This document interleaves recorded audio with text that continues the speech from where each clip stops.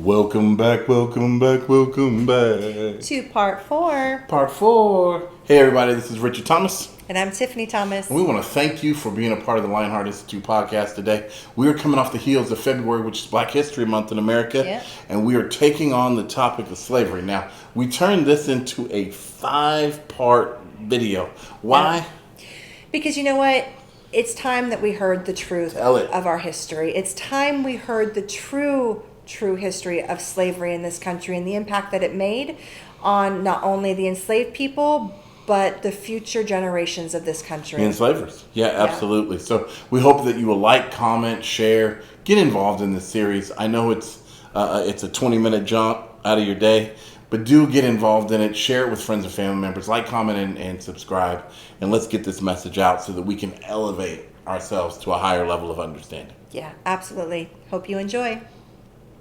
Woman in New Orleans, a very prominent white slave owner. And this is what it says. It says, one woman kept the enslaved people she owned in a constant state of near starvation and would tempt a young enslaved girl who cleaned her bedroom by leaving a piece of candy on her dresser each day. One day, the enslaved girl yielded to her temptation and ate the candy. When the slave-owning woman discovered the candy missing, she accused the young girl of stealing it and proceeded to punish her by placing her head on the floor beneath the curved portion of her rocking chair. This woman then summoned her very young daughter to help her punish the enslaved girl. While she rocked back and forth on the young enslaved girl's head, her daughter whipped her. When they finished punishing the enslaved girl, she was irreparably disfigured. She was never able to eat solid foods again because her jaw would constantly slide to one side of her face.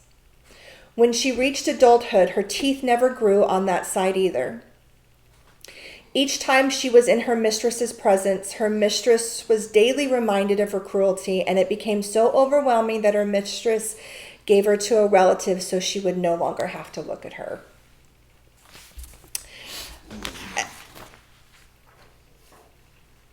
There's just no words.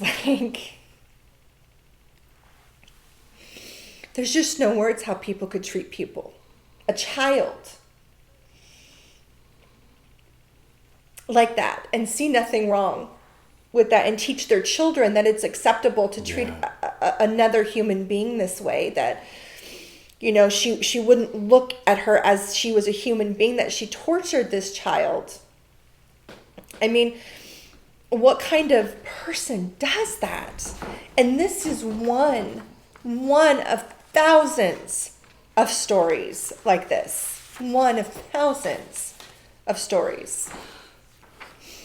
And it just, I don't have any more words on that, but I'm truly astounded by the history of the white women that came before me in this country and what they did and how it was covered up so we would never know. The point of the story, I would hope, and when I see somebody cry over racial injustice, when I see any injustice really on the earth, it should invoke that kind of a response, right? It should be heartbreaking. It should rouse us to anger. It should cause us to take massive action. I remember as a kid, I would take odd jobs, right? And one odd job that I took was for who would eventually become my wife. He was a landscaper. Mm-hmm. And so we would go and landscape yards. And of course, I'm the young, strong 13, 14, 15-year-old kid, 16-year-old kid running around, pretty immature, unknowing, right? And we are landscaping yards that are $1 million yards and so forth. Right. And it's funny you use that story, not funny, tragic really. But I remember them asking me if I wanted anything from the house and them saying, okay, run inside and grab. I put a platter of lemonades together or juices or whatever they did. And they wanted me to run inside and grab them for all the workers that we had working over. Yeah. And I remember running inside and the dad turning to the mom and saying he better clap on his way to get the lemonade. In other words, that I might run into their house and steal anything that I could touch. Yeah. Right? And I think that the heartbreaking reality of a story like that is that because we don't know, because we don't know the truth of the history that we live, we take tempting people or laying things outside like that, setting a trap when we're the ones that are already in the trap. Right. Right? We're the ones that are naive to the reality of the world that we live in. And so education is so important, not because we want a sense of guilt, but we want a sense of ownership so that we can change the world that we live in. Yeah. And it's so powerful because once you begin to know better, you can do better. But until you know better, you'll never do better. Yeah. Right? Yeah. And so now we have the education of growth. We have the opportunity to grow. But what was the education level of slaves in those days? What was accepted about that? And before we get into that, really, I tried to jump over it because the atrocities that were committed, Right. even against this one girl, were so hard. But what were some of the other atrocities that happened? Yeah, I think it's important to really talk about them because, again, if we don't understand the truth, we can't grow and learn from it. So some of the atrocities that were committed against black slaves were whippings, shacklings, lynches, hangings.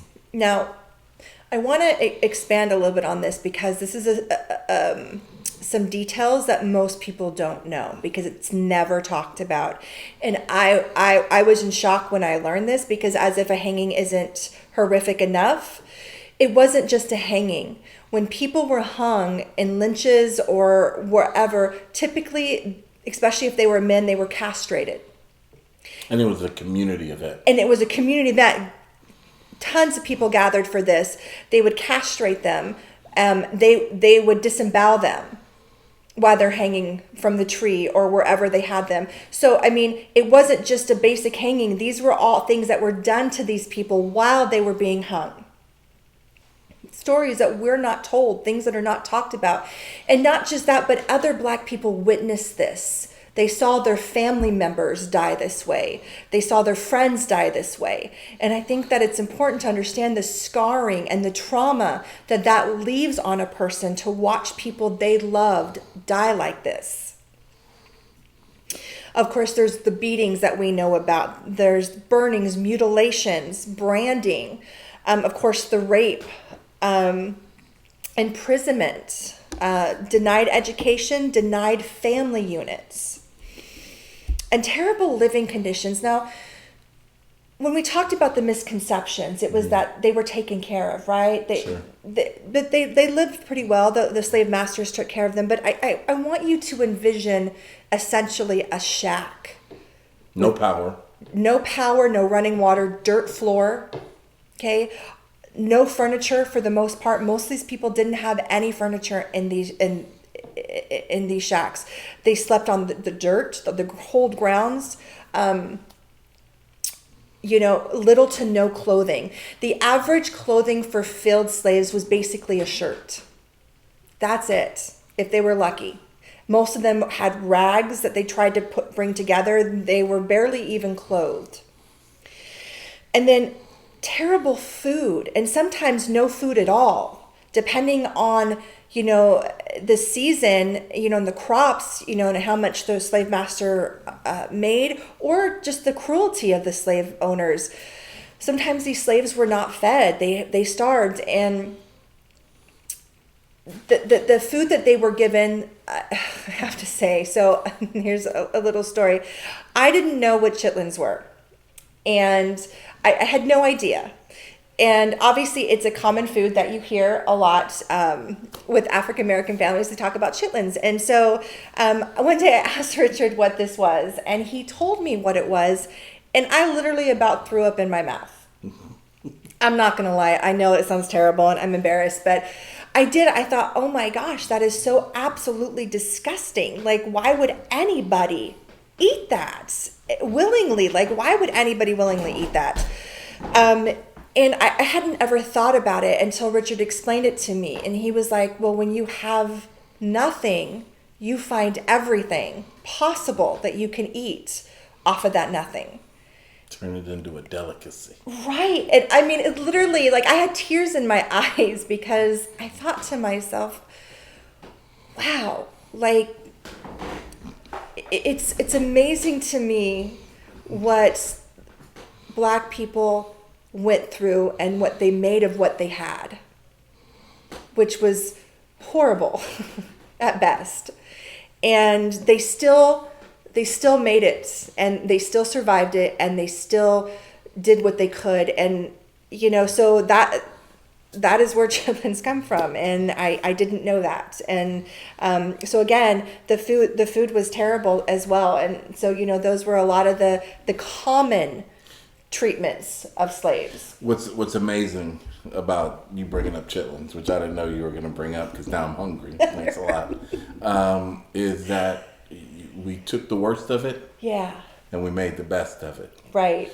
We turned our time in the fields into times of song, where we would use it to give each other communication on how to become free, how to run away, how to get medicine, how to heal, how to love through this brokenness. We take the worst of an animal and make the most delicacy of it.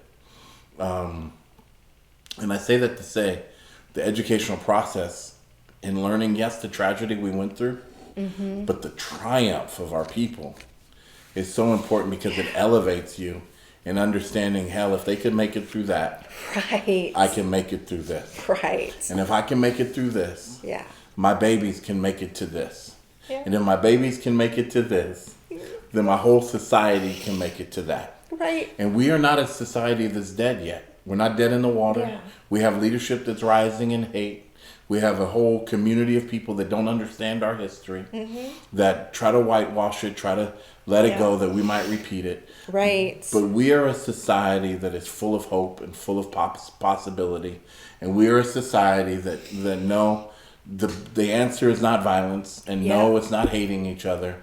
It is loving each other. It is rising up in defense of one another. Yep. But damn it, it's becoming real with one another too. Right. And I have so many people ask me, Richard, why are you the angry Black man? Right. Well, you know, I love what the comedian says. You act like this sad is new on Black people. Right. I mean, hell, we created a whole genre of music called the blues. We've been sad a long time. So true. We've been crying out a long time.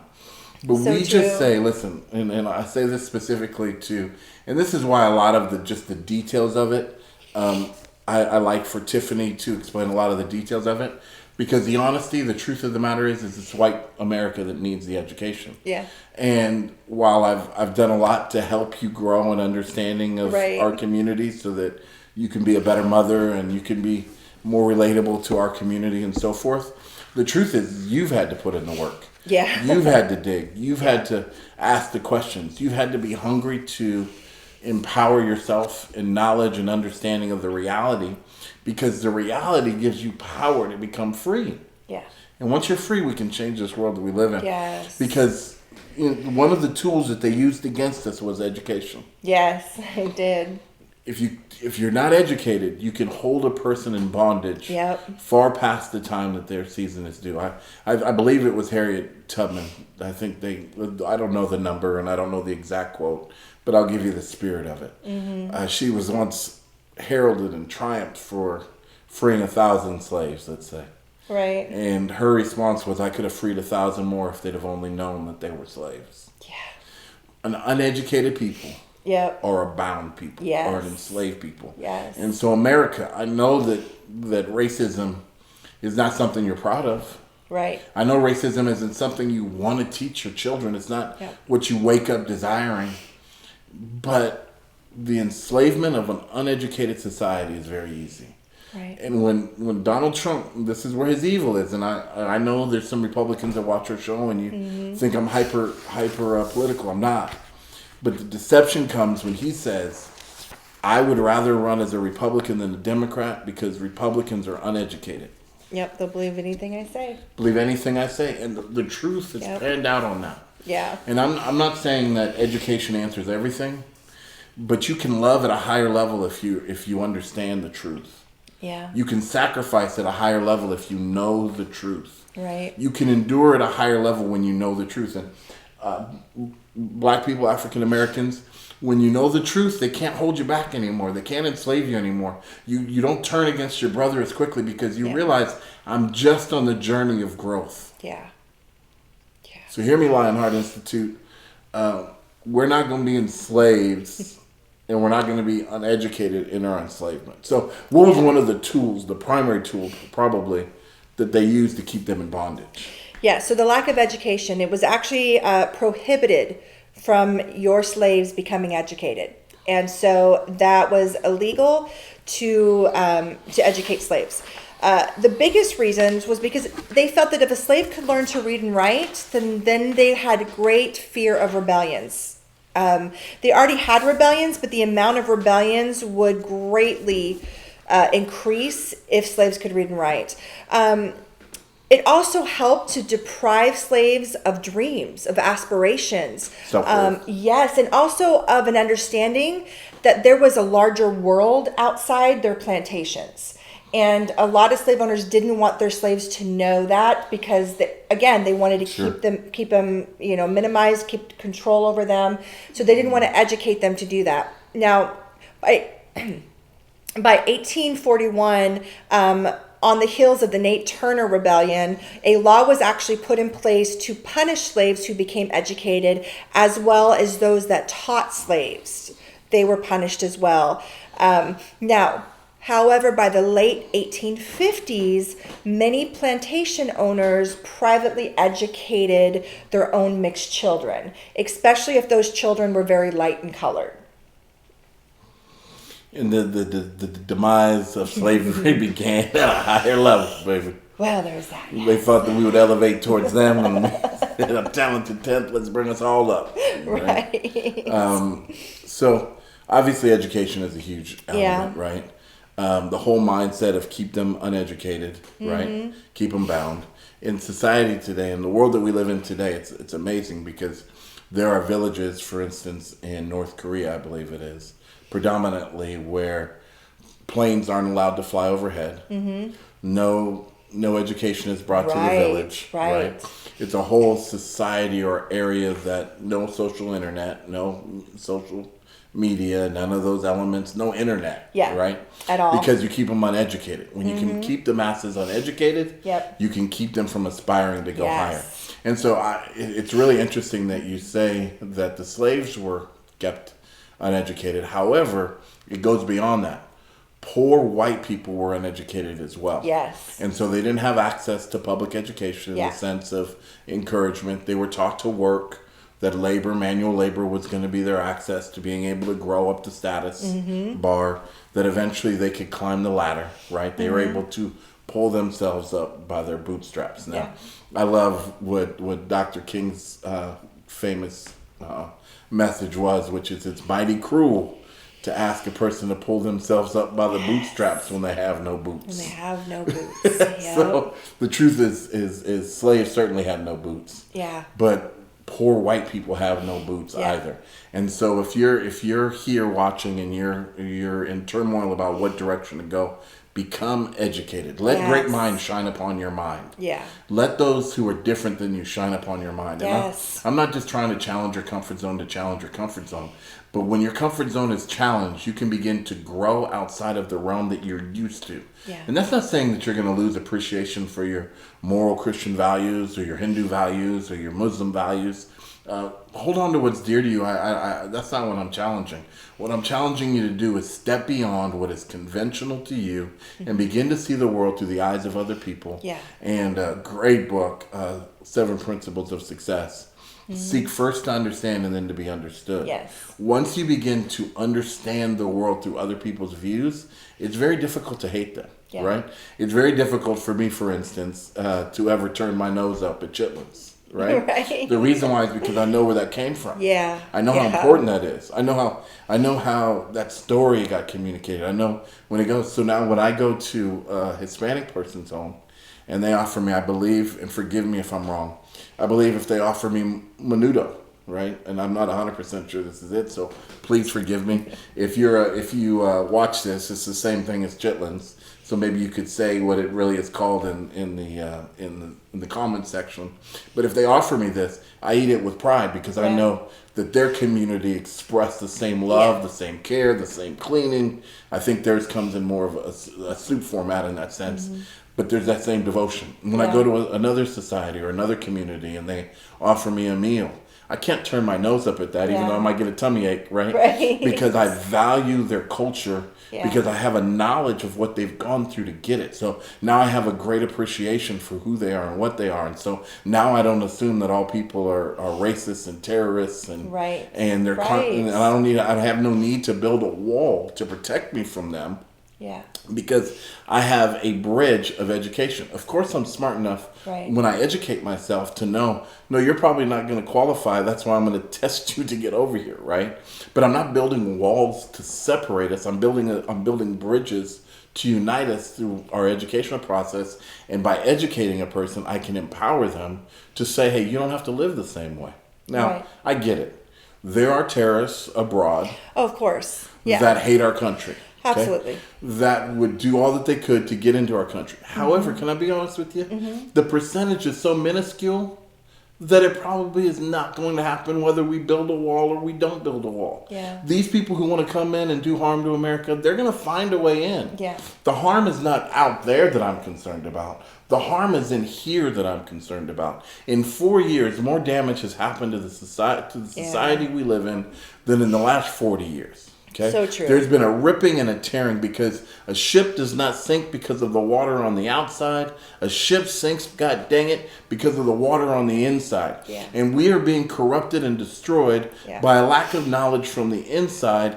Our water level is rising on the inside, hate and disgust and ignorance and battering each other. Let's dispel that with love and education, getting the water out of our own ship.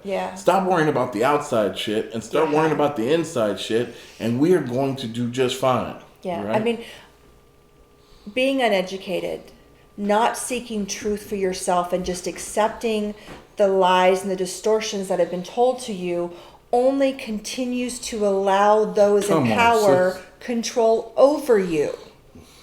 Power to the people. I mean, that's what it's all about. It's about control. It's about a small group of people who established a society of control. And they are continuing that control, but we let them because we do not seek to find truth for ourselves. We just accept what is being fed to us, what is being told to us, without talking to other people, without seeking out that truth for ourselves. And you know, people, it is a time for truth to take reign in this country. It is time to start revealing the lies that and the deception that has been told to us our whole lives. And it starts in you. It starts with taking control over yourself and saying, I no longer want to sit in darkness. I want to be in the light. I want to see the truth. No more deception, no more lies, no more deceit. I want to educate myself so I see the light and I see the truth, because only with that can we change anything. So good. Now, in the world of slavery, we've already touched on it a little bit, right? But abuse, sexual abuse was massive, right? Yes. In the world that we live in today, we see it in poverty, right? Yeah. We see it in people in power who try to lord themselves over those beneath them. I think of the tragic story, and obviously there was a lot of corruption that happened with the Me Too movement and so forth. But I think about how real that is, right? I think about the heartbreaking reality of how many women were turned away simply because they wouldn't spread their legs, right? Or they say Kamala Harris slept her way to the top because she's at the top. And I say, well, damn it, if she could sleep her way to the top, imagine how much she can do now that she's awake. I mean, society, wake up, right? I mean, now, obviously, I don't think she did, and that's not my point about it. But my point is this. My point is that we've become a society of abuse, and sex has become a huge part of it. And it's Right. acceptable. And it's acceptable because it's a taboo we don't talk about. Yeah. But what were some of the other things? Obviously, we've got Right. some of it that happened, but Right. express that a little bit because I think it's important we dialogue about that. Right. So, I mean, obviously, sexual abuse on slaves is very significant. It's not a topic that's talked about. Everybody knows it happens. Obviously, that is where, all of our beautiful mixed children and black people came from. And so, so people knew it was happening. It existed. The proof was right there for everybody to see. But it's definitely not something that is talked very loudly about. It's kind of like, it happened. Let's move on. So it was so prevalent that they had to create a law to determine what happened to these mixed children. Right. So in 1662, a law was established regarding children born from slaves of their masters. Now, the freedom of the child was what was in question. Mm-hmm. What do we do with these mixed children? Are they slaves? Are they white people? Are they free? Are they not? So this law determined that the freedom of a child was based on their mother, not their fathers. So if a mother was black, the children were considered property. If the mother was white, the children were born free. However, since it was illegal for a white woman to have a black child, the children were never free. Right. The reality is, if a black child was born to a white woman, the children were oftentimes killed, or they were taken away and sold to another plantation as a slave. So these children were usually never, ever raised by their mothers, sure. And they definitely were not free. Mm-hmm. But that was their law that they had. And interesting enough, so because it was illegal, they made it illegal for white women to have children or have any sexual relationships with black men. And the reason being, and this was across the board in every research that I did, it was all stated very clearly, because white women needed to maintain racial purity. Mm-hmm. Again, it was all about white supremacy. They wanted to only have white women having white babies to further the white population. Now, in the 1800s, especially in the deep South states, female black slaves were depicted as lustful, promiscuous. They were deemed Jezebels, who shamelessly tempted white owners into sexual relations. And therefore, that justified the abuse perpetrated by white men against black women. Wasn't there recently a pastor in the South? A white pastor in the state of Texas, actually. State of Texas that called our our beloved vice Vice President Jezebel. Yeah. Isn't it interesting that perhaps he feels tempted? I mean, it's just disgusting to me that this was used to describe black female slaves in order for there to be a justification of their rape. Now, in 1818, a federal ban was actually put on the importation of slaves. And so from that came what they called slave breeding. Okay. Now, this started after the ban was put in place because white slave owners realized, oh no, I can't get any more slaves. Tell it now. How am I going to maintain my livelihood and my state of wealth if I don't have slaves coming in? So they actually created what they call a breeding market, which is just disgusting in itself. So they would specifically pick black slave girls and what they deemed strong black males, and they would force them to have sex until she was impregnated in order to produce more slaves. So these were slaves that had no choice in the matter. They were threatened, they were beaten, they were abused. They were also not allowed to have relationships with anybody else outside of the people that the slave master decided, because they wanted to produce strong, good stock, in their words. So this became a very popular thing, were the slave breeding programs that they created. Now, from a lot of these programs, of course, the slave masters continued the rape of their slave women, so there was constant mixed children being born in addition to regular slave children. So the lighter, more attractive, as they deemed them, black female slaves were sold at an auction that they called fancy maids, aka prostitution, brothels, concubines, mistresses of wealthy white men.